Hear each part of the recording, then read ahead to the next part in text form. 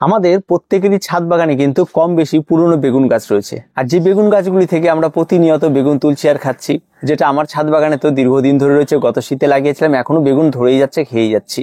কিন্তু গাছগুলির কিন্তু চেহারার দিকে তাকালে আপনার বুঝতে পারবেন ভীষণ জরাজীর্ণ অবস্থা এবং গাছগুলি খুব একটা ভালো নেই, দেখেই কিন্তু গাছগুলিতে বোঝা যায়। আর গাছের সঙ্গে যখন আপনি লাগাবেন তার সঙ্গে একটা অন্তরঙ্গ সম্পর্ক আপনার তৈরি হবে, যার ফলে কিন্তু আপনি ফিল করতে পারবেন এই গাছটি এখন আপাতত ভালো নেই, তাকে কিছু করতে হবে।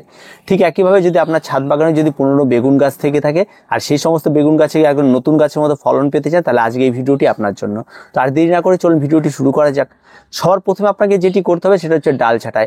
আপনার বেগুন গাছের কাছে যেতে হবে, যদি কোনো পুরনো ডাল থাকে সেই সমস্ত পুরনো ডালগুলোকে ছাঁটাই করে দিতে হবে।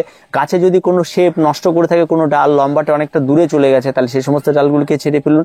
যে সমস্ত শুকনো ডাল রয়েছে সেগুলিকে ছেড়ে ফেলুন। গাছে পুরনো বেগুনের পাতা যেগুলি রয়েছে, যেগুলিতে রোগাক্রান্ত হওয়ার সম্ভাবনা রয়েছে, এই সমস্ত কিছুগুলো সবার আগে আপনারা ছেটে ফেলে দিন। 2 নম্বর যেটা রয়েছে সেটা হচ্ছে গাছের সার প্রয়োগ। অবশ্যই আপনাকে এই সময় গাছে সার প্রয়োগ করতে হবে। যদি আপনি এই সময় একবার সার প্রয়োগ করতে পারেন, তাহলে আপনার বেগুন কিন্তু আগামী দীর্ঘ মার্চ পর্যন্ত আপনার কাছে কোনো সার প্রয়োগ ছাড়াই আপনি বেগুন পেয়ে যাবেন।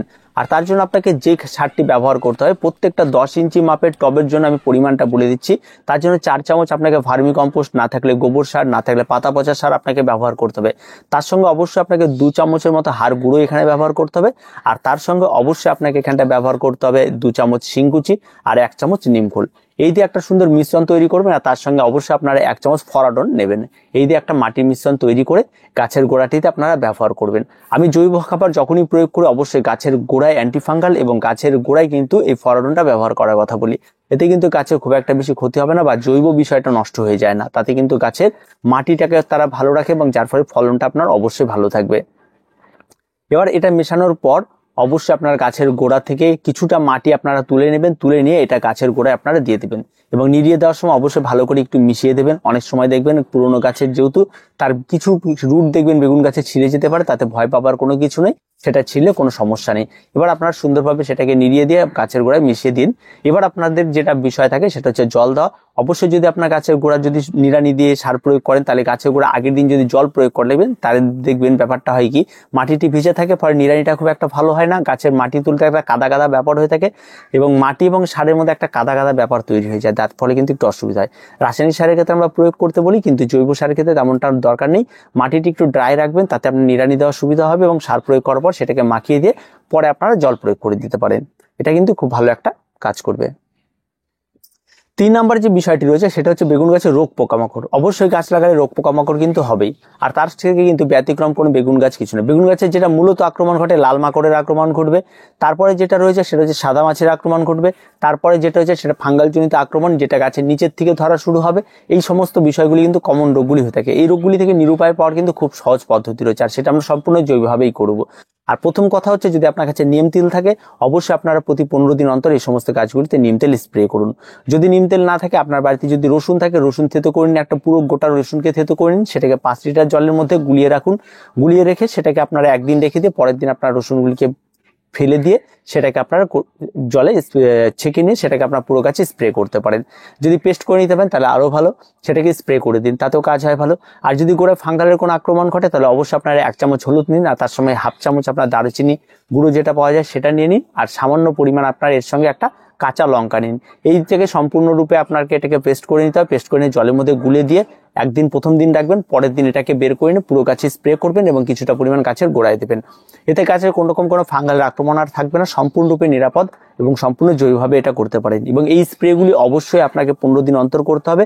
আর যেটা ফাঙ্গালের আক্রমণের বিষয়টা বললাম, সেটা অবশ্যই আপনাকে অন্তত 20 দিন অন্তর অন্তর আপনাকে এটাকে চালিয়ে যেতে হবে। তাহলে দেখবেন আপনার বেগুন গাছে কোনো রকম কোনো সমস্যা থাকবে না। এবার আসি গাছে ফুল ঝরে যাওয়া। যখনই আপনার বেগুন গাছে ফুল চলে এসছে, তার মানে কিন্তু একটা ফুল ঝরে যাওয়ার ব্যাপার থাকে। আর তারপরে যেটা ব্যাপার থাকে সেটা হচ্ছে ফলটা হবে কিনা। দেখুন, গাছে যখন ফল এসছে বেগুন গাছে, তখন কিন্তু অবশ্যই সেটা থেকে ফল হবে। আর তার জন্য ফুল ঝরে যাওয়ার মূল যেটা কারণ থাকে সেটা হচ্ছে গোড়ায় ফসফরাস এবং পটাশিয়ামের অভাব দেখা দিলে। আর সে সময় কিন্তু অবশ্যই যখনই দেখবেন গাছে ফুলটি ঝরে যাচ্ছে, তখনই আপনারা মনে করলে আপনারা আপনার বাড়িতে যে কাঁচা কলা থাকে, সে কাঁচা কলার যে খাওয়া হয়, সে কাঁচা কলার জলগুলি ভিজিয়ে রাখুন। বা আপনাদের যে কলা খাওয়া হয় পাকা কলা, সেই পাকা কলা খোসাগুলিকে কিছুদিন তার জলে ভিজিয়ে রাখুন এবং সেটা ভিজিয়ে রেখে 1 দিন বা 2 দিন ভিজিয়ে রেখে সেই জলটি আপনার ওই সমস্ত গাছগুলিতে স্প্রে করুন। দেখবেন পটাশিয়ামের সোর্সটা সুন্দরভাবে মিটে যাবে। আর তার সঙ্গে সঙ্গে যদি আপনার বাড়িতে যদি পুরনো ছাই বা পুরনো কাঠকয়লা থাকে সেগুলিকে ডাস্ট করে আপনার গাছের গোড়ায় দিতে পারেন, সেটাতেও কিন্তু আপনার সম্পূর্ণ পটাশিয়ামের ঘাটতিটা মিটতে পারে। আর ফসফরাসের যখন ঘাটতি দেখা দেবে তখন অবশ্যই আপনারা সেখানে হাড় গুঁড়ো একটু ব্যবহার করে দিতে পারেন প্রত্যেকটা 2 গাছে। ঠিক যখন দেখবেন গাছে ফুল এসে তার আগে এটা প্রয়োগ করা শুরু করবেন, দেখবেন আপনার কাছে খুব ভালো রেজাল্ট পাবেন। আর তার সঙ্গে সঙ্গে যেটা আমি বললাম তরল সার, সবজি পচা জল বা সরিষার খোল পচা জল আপনার পাতলা করে 15 দিন পর পর যদি গাছে ব্যবহার করে যান নিয়মিত, তাহলে কিন্তু আপনার গাছে ফলন কিন্তু আর অনেক ভালো হবে। তার জন্য অবশ্যই আপনাকে এই টিপসগুলি মানতে হবে, তাহলে কিন্তু গাছে ফুল ঝরে যাওয়ার রোগটা একেবারে বন্ধ হয়ে যাবে এবং তাতে কিন্তু ফলনটা আপনি অনেক বেশি পাবেন। এবার আসি গাছে জল দেওয়া। অবশ্যই আপনার গাছে জল দেওয়ার একটা গুরুত্বপূর্ণ ভূমিকা পালন করে এই বেগুন গাছ। তার কারণ হচ্ছে গাছে যদি জল একেবারে ড্রাই হয়ে যায় তাহলে অবশ্যই আপনার গাছ থেকে ফুল ঝরে যেতে পারে, গাছটি নষ্ট হয়ে যেতে পারে। আবার যদি গাছের গোড়ায় জল একদম স্টে করে দেন তাহলে কিন্তু গাছের রুট সিস্টেম নষ্ট হয়ে যেতে পারে, গাছটি সম্পূর্ণভাবে মারা পর্যন্ত যেতে পারে। অবশ্যই আপনাকে নিয়মিত প্রতিদিন কিন্তু 1 লিটার করে জল 10 ইঞ্চি মাপের টবের জন্য আপনাকে ব্যবহার করতে হবে, কারণ বেগুন গাছ কিন্তু প্রচুর পরিমাণে জল খেয়ে থাকে। আর যদি জলের ঘাটতি দেখা যায় তাহলে কিন্তু সেক্ষেত্রে কিন্তু গাছ নষ্ট হতে পারে। তবে এই 1 লিটার জল আপনি যখন ব্যবহার করবেন তার মানে এটা নয় যে প্রতিদিন আমি 1 লিটার করে জল ব্যবহার করব। পরের দিন আপনাদের অবশ্যই গাছের গোড়ায় খেয়াল করতে হবে, যদি দেখা যায় গাছের গোড়া শুকিয়ে গেছে আবার 1 লিটার জল দিতে হবে।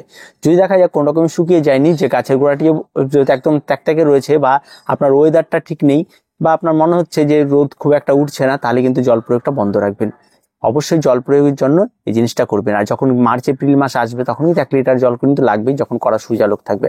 আর শীতকালে এটা কম লাগতে পারে, তা অবশ্যই যখন জল প্রয়োগ করবেন একটু দেখে নেবেন, যখন গোড়া শুকিয়ে আসবে তখন আবার জল প্রয়োগ করবেন।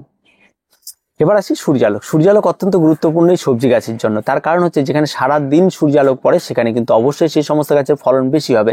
যেখানটায় তার চেয়ে কম লাগে বা দিনে 3 থেকে 4 ঘন্টা লাগে সেখানে কিছুটা পরিমাণ ফলন হলেও কম হবে সারাদিন লাগার থেকে।